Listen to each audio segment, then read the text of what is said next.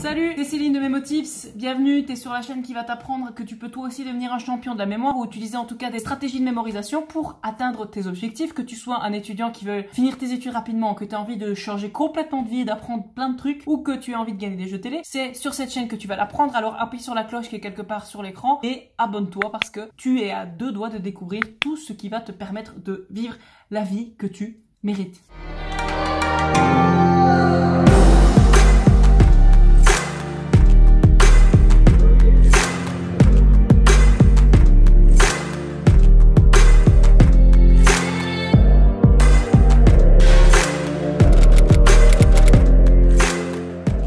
Aujourd'hui, je suis super excitée de faire cette vidéo parce que cette vidéo, c'est la vidéo du secret. Aujourd'hui, ensemble, on va apprendre le secret de tous les champions de mémorisation, le secret de tous ceux qui ont une bonne mémoire et le secret des gens qui gagnent des jeux télé. Parce que c'est pas possible que tu aies une excellente mémoire si tu ne connais pas ce secret. Donc à part si t'es hypermnésique, mais donc ça veut dire que tu as une maladie mentale. Si tu as une très bonne mémoire, tu connais cette technique et tu l'appliques. Alors cette technique, ça s'appelle le palais de mémoire. Le palais de mémoire, quand je vais t'en parler, ça va te faire le même effet, si tu le connais pas évidemment, que si je venais de t'annoncer qu'il suffisait de te mettre debout devant ton lit, de tourner 3 fois et de sauter sur toi-même pour que 10 millions de dollars apparaissent sous ton matelas. Tu vas te dire, attends, comment c'est possible que tout le monde travaille autant pour avoir de l'argent quand il suffit juste de faire ça et pourquoi personne m'en a jamais parlé avant? Ça va te faire le même effet avec tes études ou avec ce que tu veux, ou quand tu veux lire un livre ou avec ce que tu veux mémoriser. Ça va changer ta façon de retenir les informations. Est-ce que tu sais qu'en moyenne, les gens mémorisent 7 informations à la fois? Ça veut dire que si tu demandes à n'importe qui n'a pas de stratégie de mémoriser une liste de mots, en moyenne, les gens ne peuvent pas aller plus loin que 7 mots et en tout cas, c'est la moyenne qui mémorise. 7 mots, 7 numéros, 7 cartes de jeu, peu importe. Et avec un palais de mémoire, tu vas pouvoir aller 10 fois plus loin. Ça veut dire qu'une fois que tu connaîtras cette technique, tu vas être capable d'avoir une capacité de mémorisation qui est 10 fois supérieure à la moyenne des gens, c'est-à-dire de ton voisin, de tes parents, ton frère, ta sœur ou n'importe qui avec qui tu as envie d'être en compétition. Alors passons à la théorie maintenant du palais de mémoire. Qu'est-ce que c'est? Le palais de mémoire, c'est prendre un lieu que tu connais, un lieu qui t'est familier. Parce qu'un lieu qui t'est familier, même si on te bande les yeux dedans, tu vas être capable de t'orienter dans ce lieu parce que tu as une excellente mémoire de l'espace. En tout cas, pas de l'espace, mais on se souvient facilement des lieux qu'on connaît et des lieux en général. Donc tu vas prendre un lieu que tu connais. Donc ça peut être ta chambre, ta maison d'enfance, ton école, ton bureau, ton arrêt de bus, peu importe. Tu prends un lieu que tu connais. Ce lieu, tu vas le diviser en zones, qu'on appelle des loci.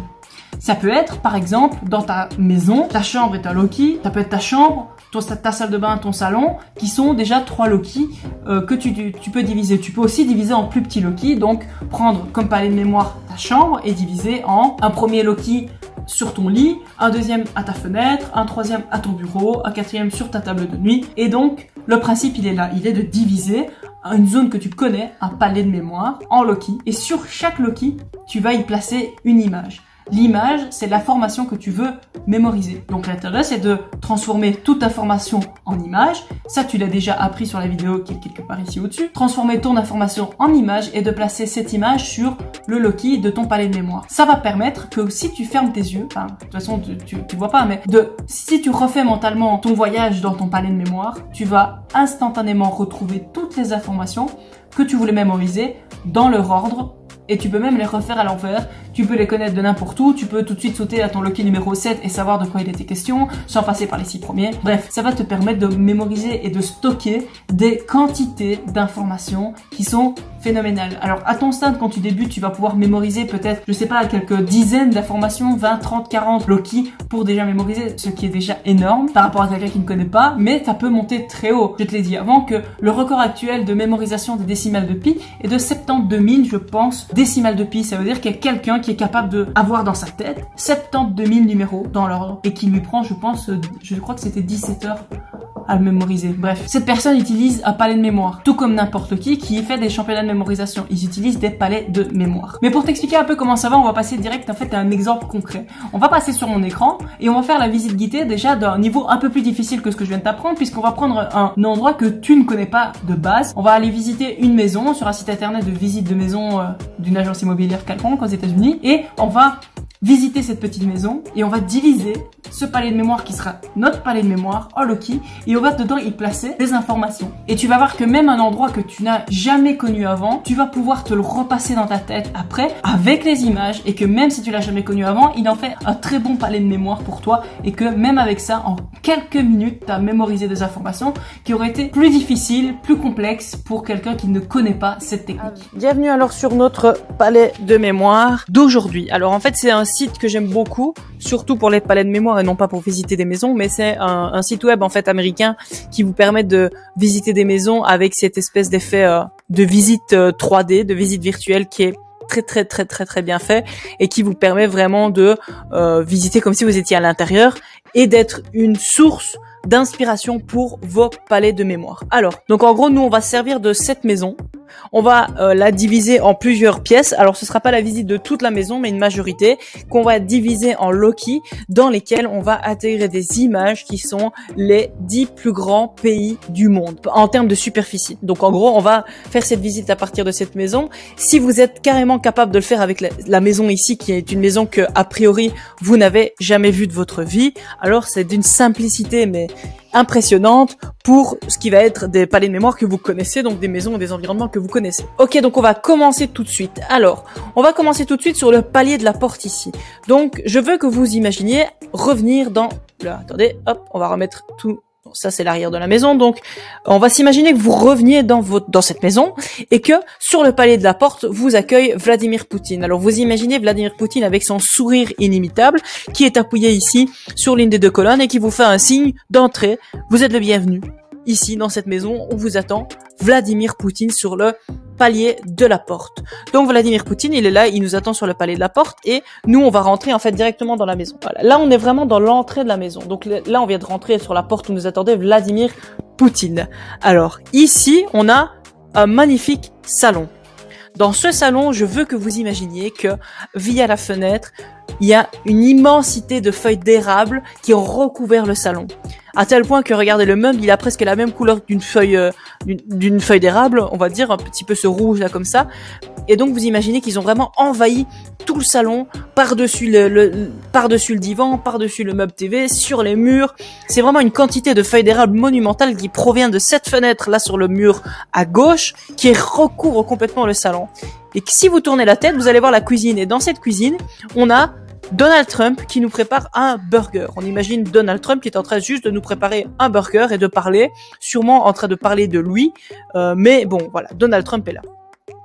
On poursuit notre visite, on avance dans notre visite et puis là nous avons une salle de bain. Et cette salle de bain, je veux que vous l'imaginiez avec des toilettes, ok, mais des toilettes qui sont bouchées et elles sont bouchées par des nouilles.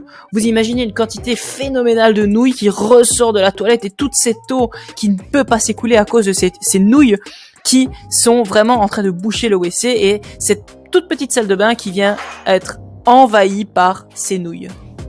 Et là vous tournez la tête parce que vous êtes préoccupé par un bruit qui vient d'ici de la salle à manger et ce bruit c'est Neymar qui est en train de jongler avec un ballon de foot sur la table de salle à manger et qui est en train joliment de manquer de blesser ce magnifique lustre qui se situe au plafond avec ses mouvements, avec son jonglage de ballon et il fait le malin évidemment en train de jongler avec son maillot du Brésil sur la table de la salle à manger. Inquiet pour ce lustre, vous préférez vous éclipser pour ne plus vous angoisser et vous arrivez dans cette magnifique salle. Cette salle, je sais pas comment on peut qualifier, si c'est comme un deuxième salon ou autre, et dans laquelle vous avez ce pouf sur lequel n'arrête pas de rebondir un kangourou. Un kangourou qui n'arrête pas de rebondir sur ce magnifique pouf là rouge et qui vraiment vous donne presque la nausée à force de remuer. Alors là, on va poursuivre la visite à l'étage. Parce qu'en fait j'ai déjà fait la visite de la maison avant vous et donc j'ai préféré monter à l'étage, ça me semblait plus simple. Donc on a hop l'étage ici, on va monter à l'étage, voilà. C'est vraiment très amusant hein, comme site web. Hein.